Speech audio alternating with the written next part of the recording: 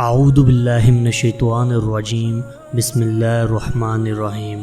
فیض T V کے معزز خواتین و حضرات، السلام علیکم ورحمۃ اللہ وبرکاتہ۔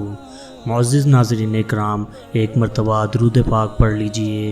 نبی پاک صلی اللہ علیہ وآلہ وسلم کا فرمان عالی شان ہے، جو شخص مجھ پر ایک بار درود پاک پڑھتا ہے، اللہ عز و جل اس پر 10 رحمتیں نازل فرماتا ہے۔ ناظرین اکرام، ایک مرتبہ امیر المومنین حضرت سیدنا علی المرتضیٰ شیر خدا کرم اللہ تعالی وجہہ الکریم اپنے دونوں شہزادوں حضرت سیدنا امام حسن اور حضرت سیدنا امام حسین رضی اللہ تعالی عنہما کے ساتھ حرم کعبہ میں حاضر تھے کہ وہاں آپ نے دیکھا کہ ایک شخص خوب رو رو کر اپنی حاجت کے لیے دعا مانگ رہا ہے۔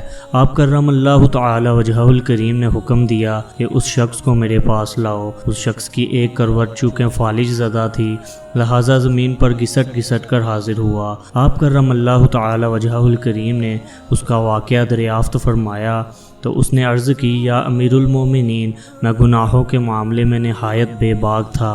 میرے والد محترم جو کہ ایک نیک و صالح مسلمان تھے، مجھے بار بار ٹوکتے اور گناہوں سے روکتے تھے۔ ایک دن والد ماجد کی نصیحت سے مجھے غصہ آ گیا اور میں نے ان پر ہاتھ اٹھا دیا۔ میری مار کھا کر وہ رنج و غم میں ڈوبے ہوئے حرم کعبہ میں آئے اور انہوں نے میرے لیے بددعا کر دی۔ اس دعا کے اثر سے اچانک میری ایک کروٹ پر فالج کا حملہ ہو گیا اور میں زمین پر گھسٹ گھسٹ کر چلنے لگا۔ اس غیبی سزا سے مجھے بڑی عبرت حاصل ہوئی اور میں نے رو رو کر اپنے والد محترم سے معافی مانگی۔ انہوں نے شفقت پدری سے مغلوب ہو کر مجھ پر رحم کھایا اور معاف کر دیا۔ پھر فرمایا، چل بیٹا، میں نے جہاں تیرے لیے بددعا کی تھی اب وہیں تیرے لیے صحت کی دعا مانگوں گا۔ چنانچہ ہم باپ بیٹے اونٹنی پر سوار ہو کر مکہ معظمہ آ رہے تھے کہ رستے میں یکا یک اونٹنی بدک کر بھاگنے لگی اور میرے والد ماجد اس کی پیٹھ سے گر کر 2 چٹانوں کے درمیان وفات پا گئے۔ اب میں اکیلا ہی حرم کعبہ میں حاضر ہو کر دن رات رو رو کر خدا تعالی سے اپنی تندرستی کے لیے دعائیں مانگتا رہتا ہوں۔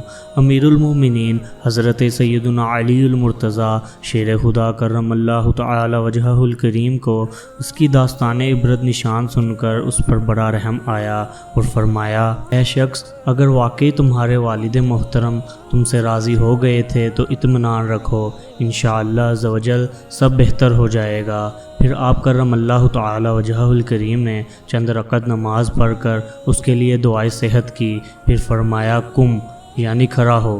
یہ سنتے ہی بلا تکلف اٹھ کر وہ کھڑا ہو گیا اور چلنے پھرنے لگا۔ کیوں نہ مشکل کشا کہوں تم کو، تم نے بگڑی میری بنائی ہے۔ تو معزز خواتین و حضرات، بیان کردہ حکایت میں ہمارے لیے عبرت کے بے شمار پھول موجود ہیں کہ اس شخص کو والدین کی نافرمانی اور گناہوں پر ڈٹے رہنے کی کیسی سزا ملی۔ اس کی ایک کروٹ پر فالج کا حملہ ہوا اور وہ زمین پر گھسٹ کر چلنے لگا۔ نیز یہ بھی معلوم ہوا کہ وہ والدین کی نافرمانی نہیں کرنی چاہیے، بلکہ وہ شریعت کے ادارے میں رہتے ہوئے جو بھی حکم دیں فوراً تعمیل کرنی چاہیے اور ان کی بددعا سے بھی بچتے رہنا چاہیے اور ہر اس کام سے اجتناب کرنا چاہیے جس میں والدین کی ناراضگی ہو۔